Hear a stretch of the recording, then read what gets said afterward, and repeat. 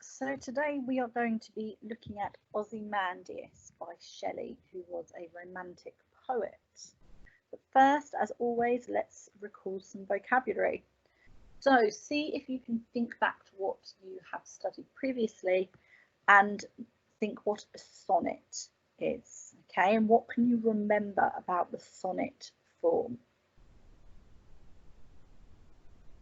So a sonnet is typically a love poem written with 14 lines with a very specific rhythm and rhyming structure that we're going to talk a little bit more about in a few slides time. So well done if you remembered that.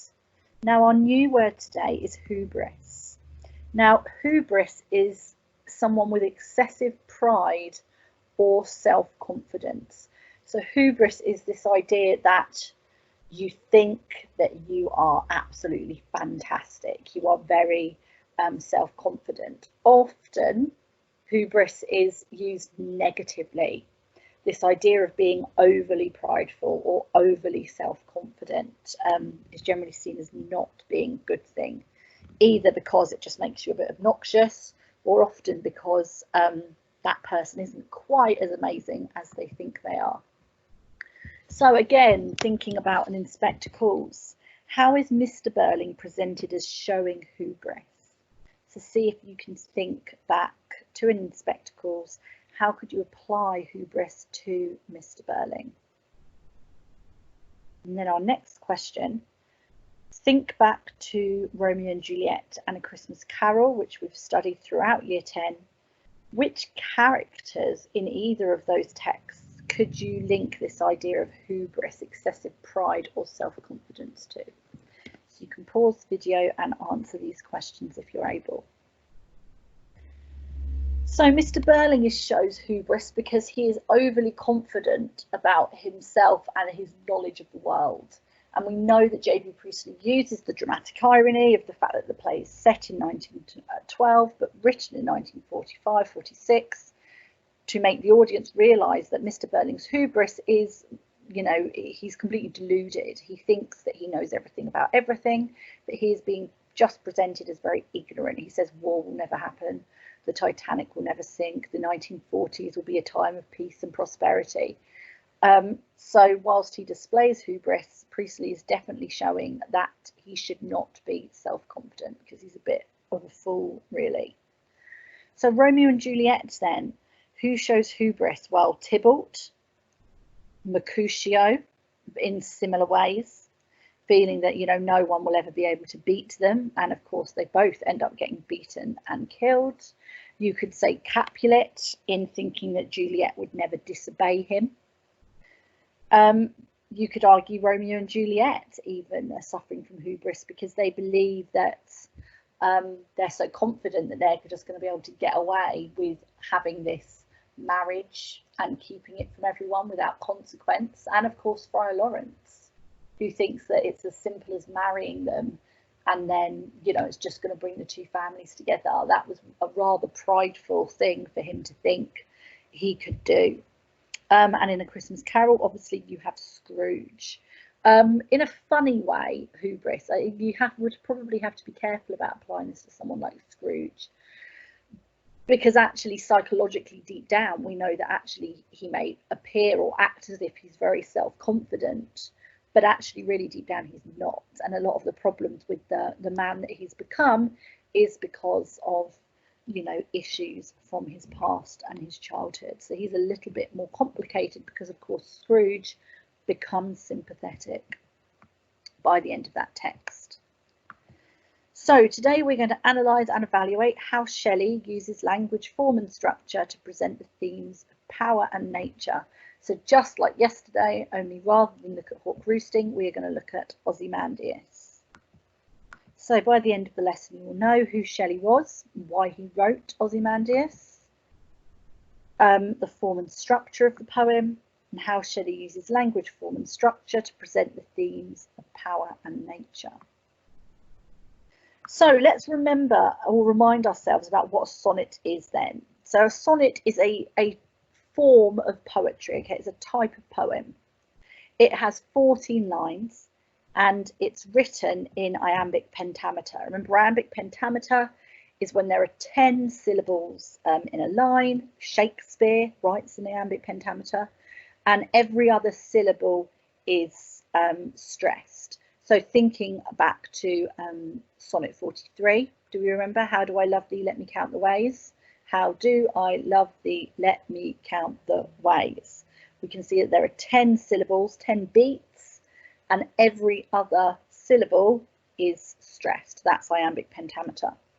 So a sonnet also has 2 sections. We have the first 8 lines, which is your octet, and then the last 6 lines, which is your sestet. Okay, so often what you have is a sort of turning point, or a volta it's called, on the 9th line. So the start of the sestet, the poem turns or changes.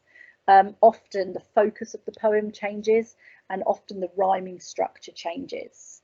And sonnets are typically love poems. Now we need to remember that there are several different types of sonnets, okay, and we're not going to get into that right now. We will when we are back in the classroom together. But it's interesting to think, when you read Ozymandias, why do you think Shelley chose to write in a sonnet form? Why a love poem when we think about the content? Now, what's interesting is that whilst Shelley chooses to write in the sonnet form, he doesn't follow all of the rules. He breaks the rules because he breaks the rules of the sonnet form. And later on in the lesson, we're going to think about why does he do that. So why write in the form of a sonnet but don't stick to all of the rules? Why might a man like Shelley do that? And why might, or how might that link to the messages that he's giving us through the poem? So let's think about Shelley himself then, okay? And there's a couple of slides of contextual information here because there's quite a lot about him. Now, Shelley was a romantic poet, like Keats, who wrote To Autumn, like William Blake, who wrote London, like William Wordsworth, who wrote The Prelude, the one with the little boy ice skating, like Lord Byron, who wrote She Walks in Beauty. I know some classes have done She Walks in Beauty, some classes haven't as of yet.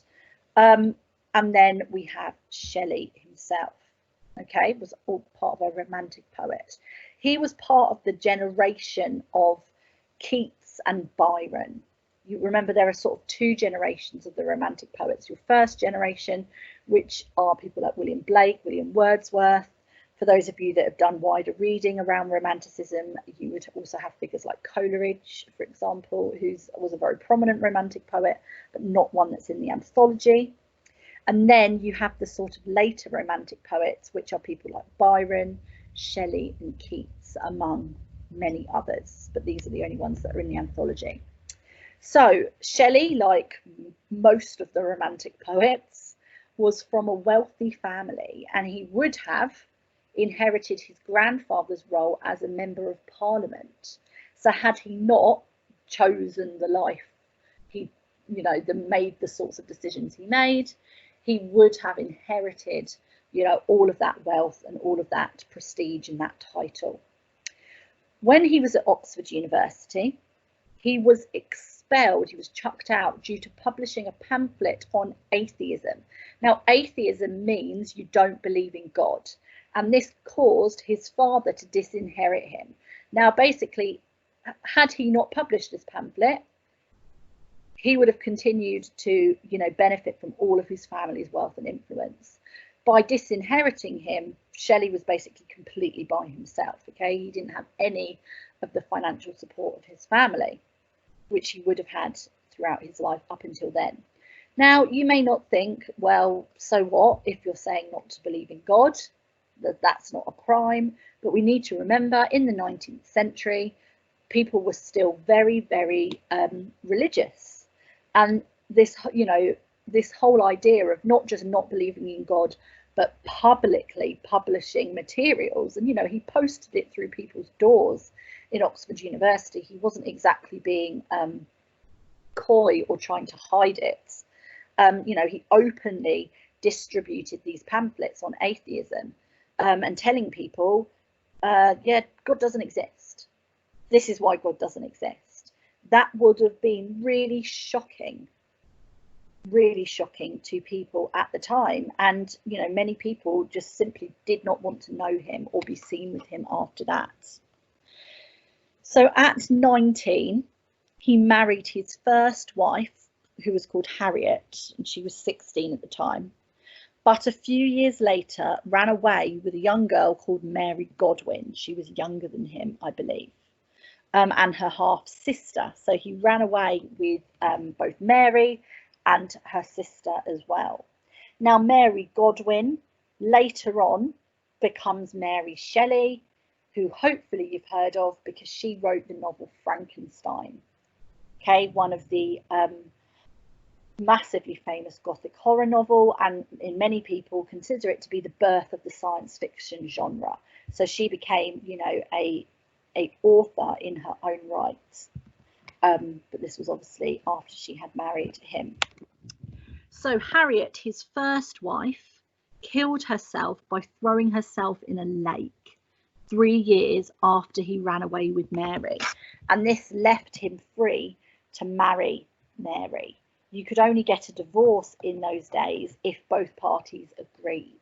So until Harriet actually committed suicide, he was unable to leave Mary, to marry Mary, but he did after his first wife's death. So he became friends with Lord Byron, who wrote She Walks in Beauty from our anthology, and he and Mary spent some time together, and they spent a chunk of time with Byron. Shelley was also a fan of John Keats. Remember, John Keats is the one that wrote To Autumn, the one about the cycle of autumn into winter, symbolising this idea of life into death. We know John Keats tragically died very young, in his 20s, of tuberculosis. And because Shelley was such a fan, he wrote a poem, which was an elegy. An elegy is almost like a tribute to the dead, based on John Keats' death. So he viewed John Keats as this very romantic, tragic figure, dying, you know, young and beautiful, is something that the Romantic poets would have quite liked the idea of. Shelley, however, died young and beautiful to some. He drowned when he was 29 in an accident at sea. So like many of the Romantic poets, particularly of this second generation, he died young as well, and in fact drowned with a copy of Keats's poetry in his pocket, I believe. So Shelley had radical social and political beliefs, as did all of the Romantic poets.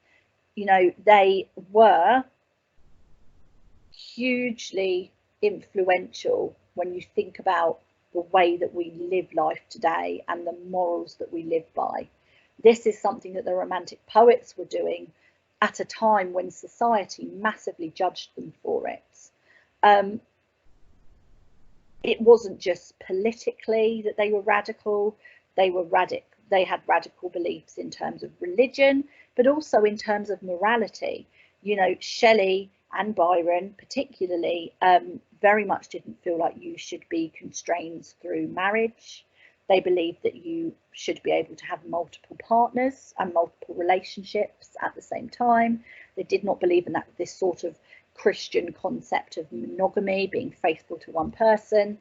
They believed that life was art, and actually we experience life through heightened emotions, and anything that heightens your emotion, be it some illicit relationship, or be it standing at the bottom of a mountain and looking up in awe, or be it questioning, you know, your existence in the world.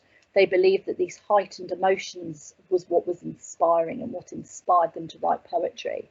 And again, if you're someone who is really interested in literature, you're someone who's thinking of maybe studying it at A level, you know, do some of your own research into the Romantic poets. They were a fascinating and very diverse group of people.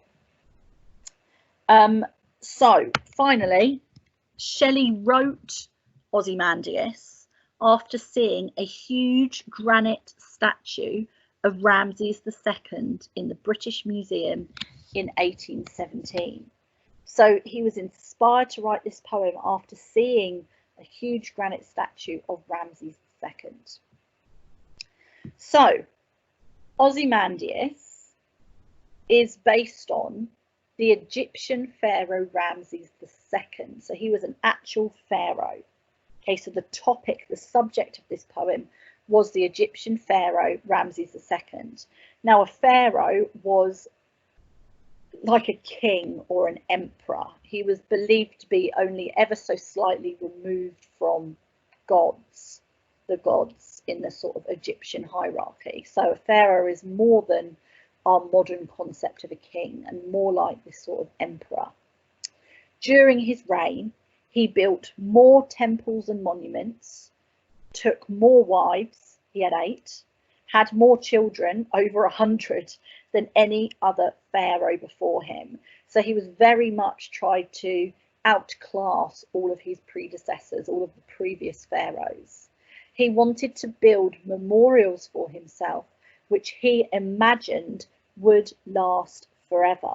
So all of these temples, monuments, memorials, statues, pyramids, temples that he built, he imagined these would last forever, and he would be immortal through his creations that would last over time, and people would look at his empire and be amazed and in awe of what he'd created. This is what he thought would happen.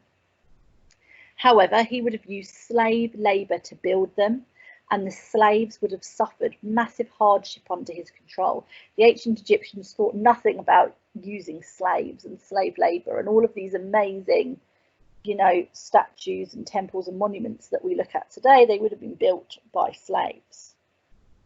Today, many of these memorials and statues have crumbled into the sands of the desert. Now, there are some that have survived quite magnificently, but the vast majority have not lasted forever, have been retaken and taken back by nature. So think about what we know about the Romantic poets.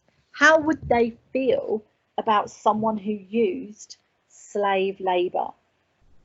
Now, the thing that we need to remember about the Romantic poets is that they believed in the ideals of freedom. You know, they believed that people should be free. So they would not like someone who practiced slave labour or built their kingdom on the back of slave labour. They would not approve of this person very much. So what we're going to do now is I'm going to switch to the visualizer, and we are going to read and annotate Ozymandias together. But I'd just like you to sort of fix this image, if you like, in your head of these feet and legs of the statue on the plinth. Think of the plinth being the little almost stone platform, and then look at how the face of this statue is broken and half sunk into the sand. And you'll see when we switch to the poem in a second why this image is relevant to what Shelley is trying to make us imagine.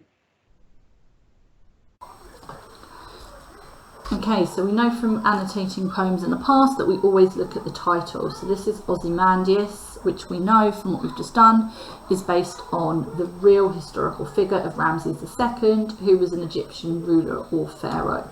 Okay, so I met a traveller from an antique land who said a couple of things we're going to pick here. So this I here is presumably Shelley himself. Antique means old, ancient, land, who said. So what this whole poem is, really,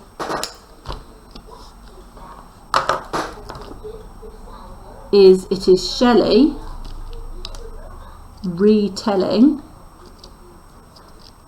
a story told to him. Now this is quite an unusual thing to do in a poem. Normally you're not recounting the story as if you've been told it. So actually what Shelley's almost doing here is emphasising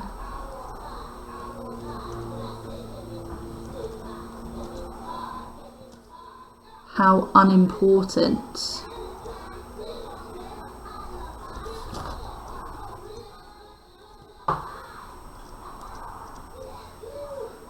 Ramses is.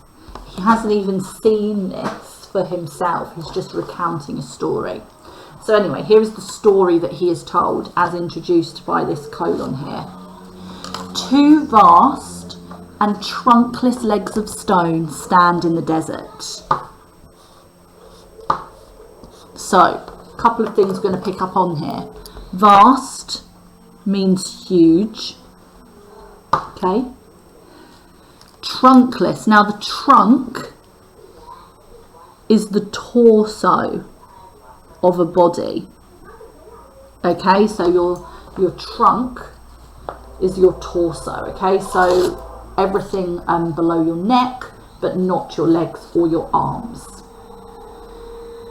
So there is a statue. What is being described here is a statue with no arms or torso. So what's happened to them then? Well, if this is an ancient Egyptian statue, it has worn away over time. Well, why is it worn away over time? Who is responsible for that? Nature. Nature has done this, and we're going to pick back up on this idea of the power of nature later on. So desert, what do we associate with a desert then? We associate a desert with something that is lifeless, something that is barren. So this idea of the desert, you know, there's no life, there's no vitality left anymore. Notice the ellipsis here. The ... is quite interesting. What he's almost doing here is pausing to let us picture this image. This strange image of this huge giant feet and legs, and that's it. Near them, on the sand, half sunk, a shattered visage lies. Now notice all of the commas here, the caesura. Near them, pause. On the sand, pause. Half sunk, pause. Shelley's wanting us to really picture, it is essential to his intention in writing this poem that we are really picturing what this statue looks like. So near the legs, on the sand, half sunk. So this is quite interesting. It's like nature, and I'm always capitalising nature, so we're focusing on it. It's almost like nature is absorbing the stone. It's like it's taking it back. Because of course stone is a natural resource. It's something that would have been taken by the humans to build. Now a visage is a face, but it's shattered. So what we have here is lying on the ground, half sunk, is the face of the statue, which is broken. That's what we mean by shattered, a shattered visage, a half sunk, broken face. And now what Shelley does is he gives us some hints as to what Ozymandias was like by the expression on the face, whose frown and wrinkled lip and sneer of cold command, tell that its sculptor well those passions red, which yet survive, stamped on these lifeless things. So a couple of things here. Frown, wrinkled lip, and sneer of cold command. These all make Ozymandias appear cruel, uncaring, and unkind. You know, if you sneer, you're looking down, you know, at people. Let's just write that. You know, think you're superior or better than them. So when it says tell that its sculptor well those passions red, which yet survive, stamped on these lifeless things. Now what he's just saying here is he's giving a very romantic belief here. Art survives, not humans. So he's actually saying, I'm going to highlight that, and every time we say nature,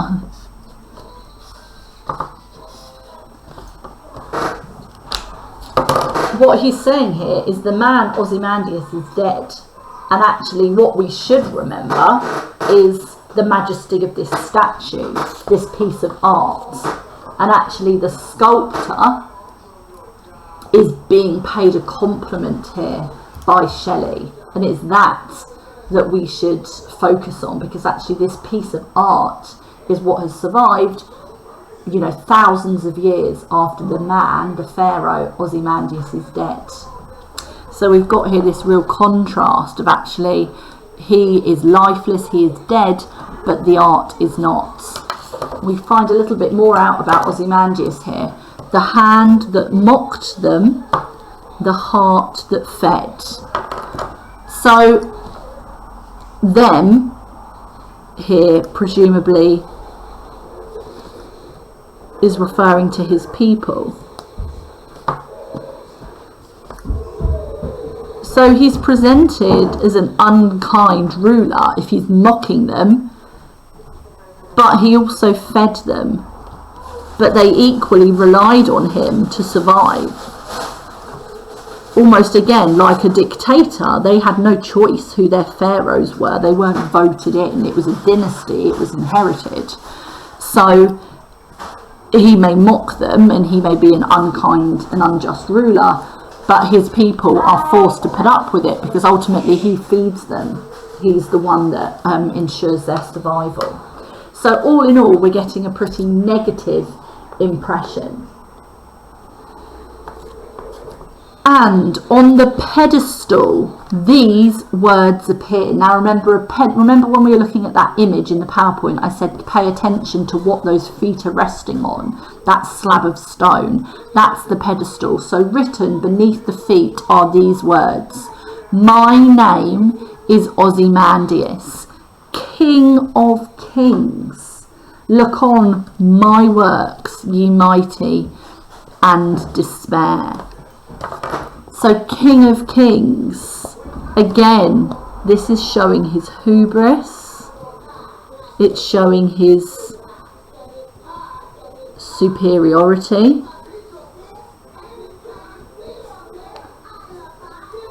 You know, he is godlike, the ruler of all kings is what he's saying here. And again, it's interesting, Jesus in the Bible is often referred to the King of Kings, so there's definite godlike connotations. Now look on my works. What he's saying here is my kingdom, which would be the statues, temples, pyramids. You know, look at my kingdom, look at how amazing and wonderful my kingdom is, and despair. You know, he's saying, despair that you will never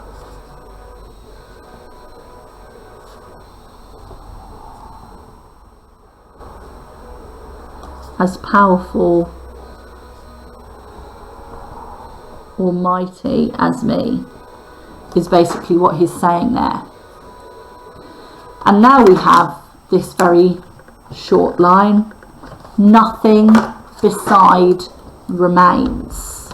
And this is a very ironic statement. His kingdom is gone. And why is it gone? Because of nature. So what is Shelley saying here? Nature is the most powerful force on earth.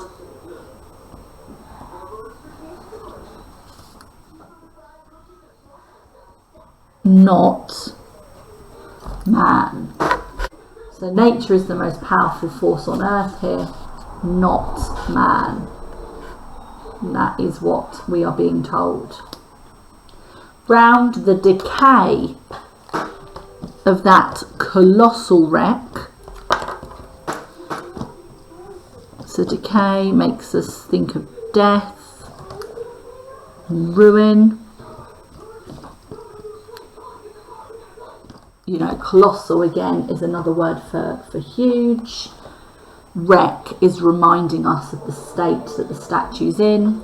So round the decay of that colossal wreck, round this crumbling, broken down statue, boundless and bare, the lone and level sands stretch far away. So what Shelley is leaving us with, and notice the two alliterative statements here, or alliteration, boundless and bare, lone and level, sands stretch far away, is his leaving us with an image of the power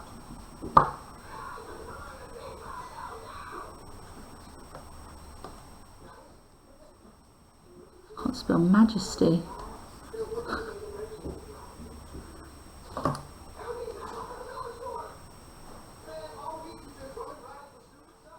Really can't spell majesty of nature here. Okay, so he's leaving us with this image, okay, of the majesty of nature. And that's very deliberate, because the irony is that anyone who walks past the wreck of this statue will read this very ironic statement of Ozymandias's written on this plinth: look at my kingdom, and fall to your knees in despair that you are not as magnificent as me. But the irony is that his statue is crumbling and falling apart, and his kingdom has long been eroded away by nature. And what Shelley is doing there to serve as that juxtaposition, or that contrast of the statue and nature. And nature is the more mighty and powerful force, because it is because of nature that this statue and his temples and his pyramids have all been eroded away over time. So this is essentially a poem about, you know, it's a poem about the power of nature, which is unsurprising considering, you know, Shelley was a romantic poet and they believed that nature was your most powerful. You know, Ozymandias, like any man or woman or child or human, let's use human to be gender inclusive, like any human, is insignificant, okay? And that is this sort of view that he's leaving us with here in this poem. So we can see here how with these dual themes of nature and power that there are lots and lots of links that you can make between this poem and hawk roosting, which is what you're going to be doing tomorrow. So now we've annotated the poem, I would like you to answer the following question. How does Shelley present the themes of nature and power in the poem? So I'd like you to write an explanation answering the question and try to include the noun hubris in your explanation. The more you use these words, the more you say them, the more you will remember them. Why do you think Shelley chose to write partially in the sonnet form? So why choose a poem, a love poem? Who is the subject of the love in this poem? And why do you think he chose to break the rules of the sonnet? How could this maybe link to the message of the poem? You know, think about this whole idea of breaking the rules. And how does this poem reflect the romantic beliefs? Now, if you're struggling to answer some of those questions, remember it doesn't matter. We will be doing this when we are in school. We'll be doing it next year, again in the classroom. Okay, so with all of these video lessons, just try your best and do as much as you are able to independently. And remember, if you get stuck, just pop your teacher an email and we will help you. You can pause the video now and get this done. Okay, finally, what other poems from the anthology write in the sonnet form? And how does Shelley present Ozymandias' hubris in the poem? So you can just answer those questions and then you are done. See you tomorrow.